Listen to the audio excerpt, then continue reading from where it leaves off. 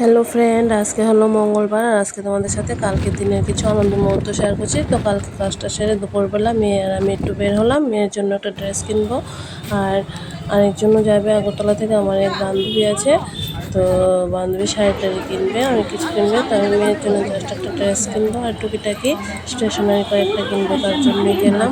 আর মেয়ের স্কুলের পরীক্ষা শেষ, ও বায়না করছিল যাবে, আবার স্কুল স্টার্ট হয়ে যাবে। তো মেয়েকে নিয়ে গেলাম।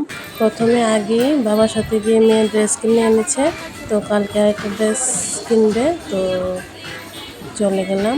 আর দেখো, এটা হলো বাজার কলকাতা। আমরা বাজার কলকাতা গেলাম, শকুন্তলা মার্কেট, হকার্স, অনেকটি জায়গায় গেলাম। আর দেখো, এটা বাজার কলকাতার উল্টো দিকে ফুচকাও খেলাম। তারপর এটা হলো মসজিদ ফোর্টি রোড। তো এখান থেকে শাড়ি কিনলো বান্ধবী, শাড়িগুলো খুবই সুন্দর হয়েছে।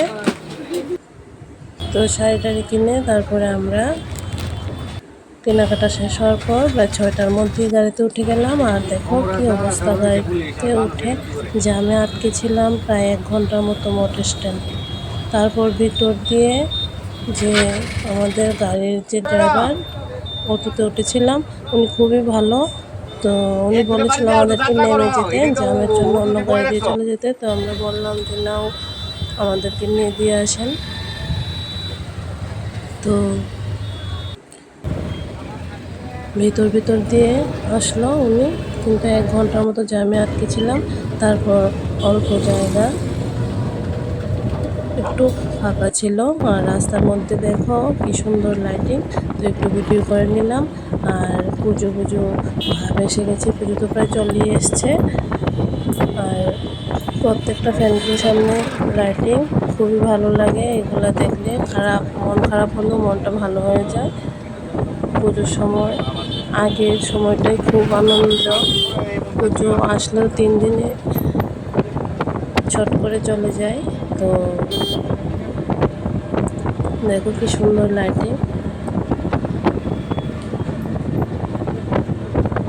তো আমরা বাড়িতে 7টার মধ্যেই চলে যেতাম, কিন্তু আমাদের যেতে যেতে প্রায় 9টার মতো বেজে গেছে। 2 ঘন্টা আমরা জ্যামে আটকে গেলাম।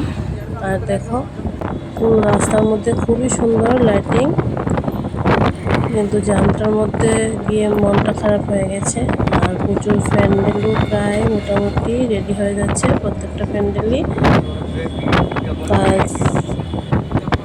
দেখো, এটা অনেকটা বাকি আছে। তো পুজো দেখতে এলাম আমরা প্যান্ডেলগুলা। তারপরে যাও অল্প সময় আমরা চলে আসলাম, ফাঁকা ছিল। খয়ারপুর এসে আবার বড় একটা জ্যামে আটকে গেলাম। খয়ারপুর কালী পুজোর মূর্তি বিসর্জনের জন্য রাস্তার মধ্যে নেচে সবাই আসছিল, আর ওখানে একটা বড় জ্যাম। তো এখানে আবার আটকে গেলাম।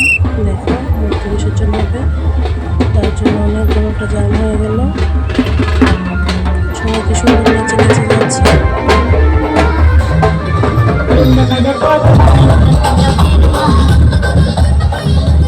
তো কালকের দিনটাতে খুব আনন্দই কাটলো, আবার একটু কষ্ট হলো, জ্যামে আটকে গেলাম তার জন্য।